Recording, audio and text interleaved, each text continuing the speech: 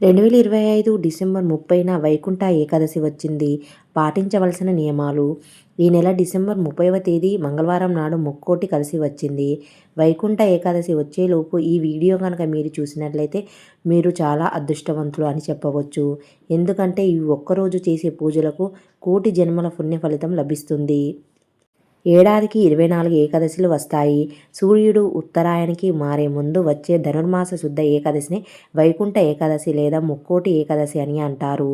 సూర్యుడు ధనస్సులో ప్రవేశించిన అనంతరం మకర సంక్రమణం వరకు జరిగే మార్గం మధ్య ముక్కోటి ఏకాదశి వస్తుంది. ఈ రోజున వైకుంఠ వాకిళ్లు తెరుచుకొని ఉంటాయని వైష్ణవాలయాల్లో గల ఉత్తర ద్వారం దగ్గర భక్తులు తెల్లవారుజామునే భగవత్ దర్శనార్థం వేచి ఉంటారు. ఈరోజు శ్రీ మహావిష్ణువు గరుడ వాహనుడై 3 కోట్ల దేవతలతో భూలోకానికి దిగివచ్చి భక్తులకు దర్శనమిస్తాడు. కనుక దీనికి ముక్కోటి ఏకాదశి అనే పేరు వచ్చిందని మన పురాణాలు మరియు మన శాస్త్రాలు మనకు చెబుతున్నాయి. ఈ ఒక్క ఏకాదశి 3 కోట్ల ఏకాదశులతో సమానమైన పవిత్రతను సంతరించుకున్నందువల్ల దీన్ని ముక్కోటి ఏకాదశి అంటారని కూడా చెబుతారు. ముక్కోటి ఏకాదశి నాడే హలాహలం అమృతం 2 పుట్టాయి. ఈ రోజునే శివుడు హలాహలం మింగాడు. మహాభారత యుద్ధంలో భగవద్గీతను శ్రీకృష్ణుడు అర్జునుడికి ఇదే రోజున ఉపదేశించాడని విశ్వాసం ఉంది. ఈ రోజున వైష్ణవాలయాల్లో ప్రత్యేక పూజలు, హోమాలు, ప్రవచనాలు, ప్రసంగాలు ఉంటాయి. ఈ రోజున ముఖ్యమైన ఉపవాసం, జాగరణ, అటు తర్వాత జపం, ధ్యానం చేస్తే కోటి జన్మల పుణ్య ఫలితం మనకు లభిస్తుంది. ఈ ముక్కోటి ఏకాదశి నాడు వైకుంఠ ద్వారాలు తెరుచుకుంటాయని, ఆ రోజున స్వామివారిని దర్శించుకుంటే మోక్షం లభిస్తుందని నమ్మకం. ఈ ముక్కోటి ఏకాదశి నాడు 33 కోట్ల మంది దేవతలు వైకుంఠానికి చేరుకొని శ్రీ మహావిష్ణువు దర్శించుకుంటారట. కాబట్టి ఈ వైకుంఠ ఏకాదశి నాడు మనం కూడా విష్ణు దేవాలయానికి వెళ్ళి విష్ణుమూర్తిని దర్శించుకుంటే విష్ణుమూర్తితో పాటు ముక్కోటి దేవతల అనుగ్రహం కూడా కలుగుతుంది. మరి ఇంతటి పరమ పవిత్రమైన ముక్కోటి ఏకాదశి నాడు పాటించవలసిన విధి విధానాల గురించి ప్రతి ఒక్కరూ ముందుగానే తెలుసుకుందాం. ముందుగా ఈ వీడియోకి ఒక లైక్ చేసి శ్రీ మాత్రే నమః అని కామెంట్ చేయండి. 2025 డిసెంబర్ 30వ తేదీన మంగళవారం నాడు ముక్కోటి ఏకాదశి వచ్చింది. అన్ని ఏకాదశుల కంటే ఈ ఒక్క ఏకాదశి మాత్రమే కొన్ని వేల కోట్ల పుణ్య ఫలితం ఉంటుందని మన శాస్త్రాలు మరియు పండితులు చెబుతున్నారు. సాధారణంగా ఏదైనా గుడికి వెళ్ళినప్పుడు తూర్పు ద్వారం నుండి దేవుడిని దర్శించుకుంటాము. కానీ ఈ వైకుంఠ ఏకాదశి నాడు మాత్రం విష్ణు దేవాలయాలు ఉత్తర ద్వారాలు తెరుస్తారు. ఈ రోజున ఉత్తర ద్వారం నుండి ప్రవేశించి స్వామిని దర్శిస్తే పునర్జన్మ ఉండదని, వైకుంఠ ప్రాప్తి కలుగుతుందని మన శాస్త్రాలు, పండితులు మరియు పురాణాలు మనకు చెబుతున్నాయి.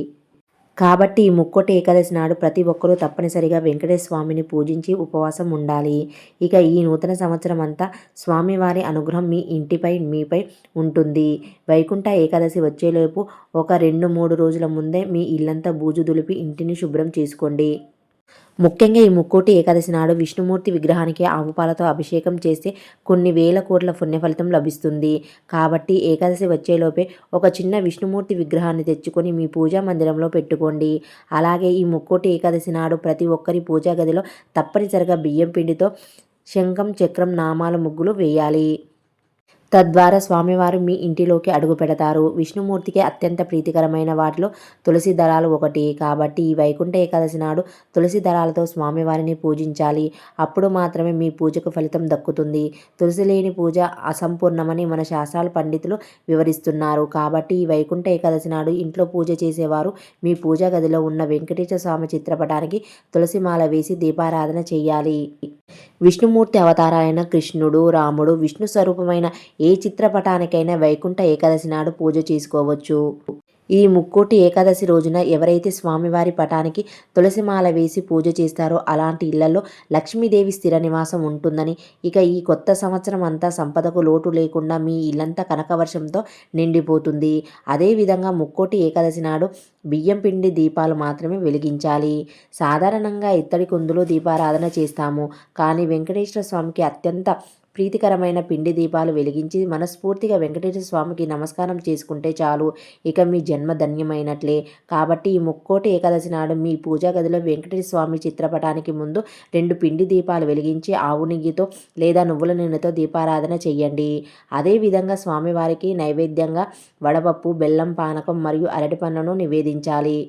గోవిందనామాలు చదువుతూ స్వామివారిని పూజించి హారతి కర్పూరం సమర్పించి స్వామివారికి దండం పెట్టుకోండి చాలు. ఇక స్వామివారి చల్లని చూపు మీ ఇంటిపై పడుతుంది. ఉదయాన్నే ఇంట్లో దీపారాధన పూర్తి చేసుకొని మీ దగ్గరలో ఉన్న విష్ణుమూర్తి దేవాలయానికి వెళ్ళండి. సంవత్సరానికి ఒక్కసారి మాత్రమే ఈ వైకుంఠ ఏకాదశి నాడు ఉత్తర ద్వారం తెరుచుకుంటుంది. కాబట్టి ఈ వైకుంఠ ఏకాదశి రోజున విష్ణుమూర్తి దేవాలయంలో వైకుంఠ ద్వారం నుండి స్వామివారిని దర్శించుకొని బయటకు వస్తే 7 జన్మల పాపాలన్నీ వెంటనే తొలగిపోతాయి, అపార సంపద కలిసి వస్తాయని పురాణాలు మనకు చెబుతున్నాయి. ఉత్తర ద్వారం నుండి స్వామివారిని దర్శించుకునేటప్పుడు మీ మనసులోని కోరికలను స్వామివారికి చెప్పుకోండి. ఈ రోజున మీ మనసులో ధర్మబద్ధమైన కోరికలను ఏది కోరుకున్నా మీ కోరికలన్నీ స్వామివారి పాదాలకు చెంతకు చేరుతాయంట. ఇంత పరమ పవిత్రమైన ముక్కోటి ఏకాదశి నాడు ప్రతి ఒక్కరూ ఉపవాసం ఉండాలి. ఈ ఒక్కరోజు చేసే ఉపవాసానికి కొన్ని వేల సంవత్సరాల తపస్సు చేసినంత పుణ్య ఫలితం లభిస్తుంది. అలాగే ఈ వైకుంఠ ఏకాదశి నాడు సాయంత్రం సూర్యుడు అస్తమించిన తర్వాత ఇంటి గుమ్మం బయట తప్పనిసరిగా దీపాలు వెలిగించాలి. ఈ రోజున ఇంటి ముందు దీపాలు వెలిగించకపోతే అలాంటి ఇళ్లలోకి లక్ష్మీదేవి అడుగు పెట్టదట. కాబట్టి ఈ ముక్కోటి ఏకాదశి నాడు సాయంకాలం సంధ్యా సమయంలో ఇంటి ముందు గుమ్మానికి 2 దీపాలు వెలిగించండి. శ్రీ మహాలక్ష్మీదేవి వెంటనే మీ ఇంట్లోకి అడుగు పెడుతుంది. ఈ ముక్కోటి ఏకాదశి నాడు బియ్యం మరియు గోధుమలను అసలు తినకూడదట. ఎందుకంటే సర్వ పాపాలన్నీ బియ్యం దానాలలో నిలుస్తాయట. కాబట్టి ఈ రోజున బియ్యం కానీ గోధుమలు కానీ తింటే మన పాపాలు పెరుగుతాయని పురాణాలు మనకు చెబుతున్నాయి. అలాగే కొన్ని పురాణాల ప్రకారం ఈ ముక్కోటి ఏకాదశి నాడు ముర అనే రాక్షసుడు బియ్యంలో దాక్కుంటాడట. కాబట్టి ఈ రోజున అన్నం తినకుండా ఉండాలని ఒక నియమం ఉంది. ఏకాదశి నాడు అన్నం తింటే దీర్ఘకాలిక అనారోగ్య సమస్యలు ఏర్పడతాయని నమ్మకం. అందుకే ఈ రోజున ఉపవాసం ఉండాలని నియమం ఉంది. అలాగే కూరగాయల విషయంలో కొన్ని జాగ్రత్తలు తీసుకోవాలని శాస్త్రాలు మనకు వివరిస్తున్నాయి. ముఖ్యంగా ఈ ముక్కోటి ఏకాదశి రోజున ఆకుకూరలు, పప్పులు, ధాన్యాలు, ఉల్లిపాయ, వెల్లుల్లి మరియు మాంసాహారానికి దూరంగా ఉండాలి. ఇక ఈ ముక్కోటి ఏకాదశి నాడు పొరపాటున కూడా నలుపు రంగు వస్త్రాలను ధరించకూడదు. అలాగే తలకు నూనె రాయడం, శరీరానికి నూనె రాయడం చేయకూడదు. ఏకాదశి రోజున నూనె రాస్తే ఆయుష్ తగ్గుతుందని పెద్దలు చెబుతూ ఉంటారు. అలాగే ఈ ముక్కోటి ఏకాదశి నాడు ప్రతి ఒక్కరూ తప్పకుండా తులసి తీర్థాన్ని సేవించాలి. తద్వారా ఆయురారోగ్యాలు కలుగుతాయని నమ్మకం. అదేవిధంగా ఈ ముక్కోటి ఏకాదశి నాడు ఏది చేసినా చేయకపోయినా గోవును మాత్రం ఖచ్చితంగా పూజించాలి. గోమాతలు 33 కోట్ల దేవతలు కొలువై ఉంటారు. కాబట్టి ఈ రోజున గోవుకు ఆహారం తినిపించి నమస్కారం చేసుకుంటే ముక్కోటి దేవతలకు భోజనం తినిపించినంత పుణ్య ఫలితం లభిస్తుందట. ఇక మీ కుటుంబానికి ధనధాన్యాలకు లోటు లేకుండా అష్టైశ్వర్యాలు కలుగుతాయని నమ్మకం. ఈ వైకుంఠ ఏకాదశి నాడు ప్రతి ఒక్కరూ తెల్లవారుజామున నిద్రలేవాలి. ఈ రోజున ఎవరైతే ఆలస్యంగా నిద్రలేస్తే అలాంటి ఇళ్లలోకి లక్ష్మీదేవి అడుగుపెట్టదు. కాబట్టి ప్రతి ఒక్కరూ ఉదయాన్నే నిద్రలేచి ఇంట్లో పూజ చేసుకోండి. అదేవిధంగా మధ్యాహ్నం సమయంలో కూడా నిద్రపోకూడదు. ఈ ముక్కోటి ఏకాదశి నాడు ఉపవాసం ఉండేవారు మంచపైన కూర్చోకూడదు. అలాగే ఈ ఏకాదశి నాడు విష్ణుమూర్తి పూజ కోసం తులసి చెట్టు నుండి తులసి ఆకులు కోయకూడదు. ఏకాదశి రోజు తులసి దళాలు కోస్తే మహాపాపమని వేదాలు మనకు చెబుతున్నాయి. కాబట్టి ఒక రోజు ముందుగానే పూజకు ఉపయోగపడే తులసి దళాలను సిద్ధం చేసి పెట్టుకోవాలి. ముక్కోటి ఏకాదశి ముందు రోజున అంటే దశమి నాడు రాత్రి సమయంలో భోజనం చేయకుండా ఏదైనా ఫలహారం స్వీకరించాలని పండితులు చెబుతున్నారు. ఇక ఈ రోజున చేసిన తులసి పూజలకు అనంత కోటి పుణ్య ఫలితం లభిస్తుంది. విష్ణుమూర్తికి ప్రీతికరమైన తులసి కోటలో ఒక చిన్న పిండి దీపం వెలిగించి తులసి కోటకు నమస్కారం చేసుకుంటే చాలు, ఎలాంటి కోరికైనా సరే వెంటనే నెరవేరుతుంది. ముఖ్యంగా డబ్బు సమస్యతో బాధపడేవారు ఈ ముక్కోటి ఏకాదశి నాడు విష్ణుమూర్తిని వారి పాదాల దగ్గర మనస్సు లగ్నం అయ్యేటట్లు స్వామి వారిని పూజిస్తే తప్పకుండా విష్ణుమూర్తి మరియు మహాలక్ష్మి అనుగ్రహం తప్పకుండా కలుగుతుంది. ఇంటిలో చిన్న చిన్నగా డబ్బు సమస్య అనేది తీరుతుంది.